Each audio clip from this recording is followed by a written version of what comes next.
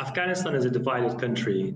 The Taliban will need to unite all the divided Afghan leaders, including the Afghans, if they want to rule over and stabilize the country after decades of war. The country is divided. It's made up of four major ethnic groups: Uzbek, Hazara, Pashtun, Tajik, and all of them have leaders, and the leaders need to be part of any Taliban's inclusive government in order to build a strong and powerful future government.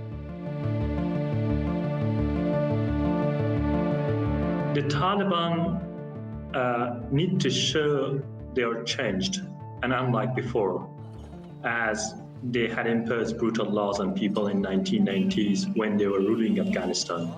They also need to show they have cut all ties with any type of terrorist groups, including Al-Qaeda. It is just a matter of time to prove these things for the Taliban. Women's rights are another issue, and the Taliban now insist on segregated university classes. And also they have told that they are allowing women to get public jobs.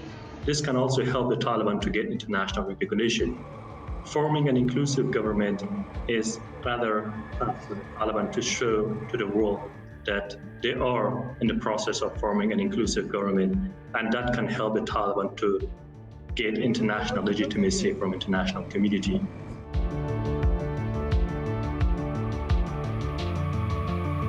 Well, the Taliban have a terrible history of mistreating women and depriving them of their basic rights, such as banning them from schools or getting public jobs.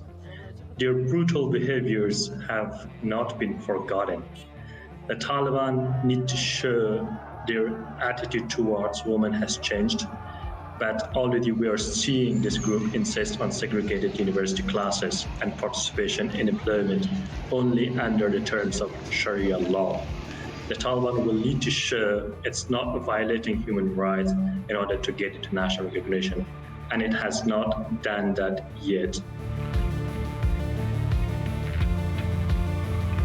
Afghanistan is an aid-dependent country and cannot survive without financial assistance from international donors, especially the United States, which is providing the majority of funding to the Afghanistan's functioning budget. The US Fed has frozen the country's $9.5 billion in assets, and other international organizations such as World Bank, IMF did the same. So lack of funding is another major issue facing the Taliban. If the Taliban cannot gain the international recognition, the Taliban won't be able to invite international companies to extract the country's $3 trillion in mineral resources.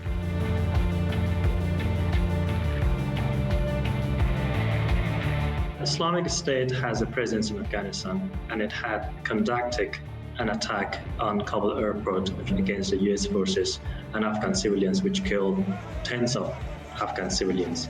The Taliban says that Islamic State is their enemy and has always indicated they do not support its presence in Afghanistan.